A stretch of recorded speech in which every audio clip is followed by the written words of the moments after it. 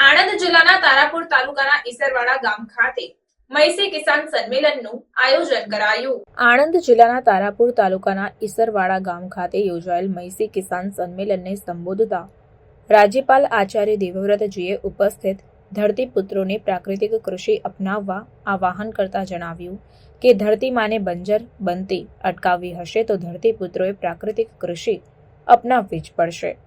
પ્રાકૃતિક કૃષિ એ સૂક્ષ્મ જીવાણુઓની ખેતી છે, અળસિયાની ખેતી છે।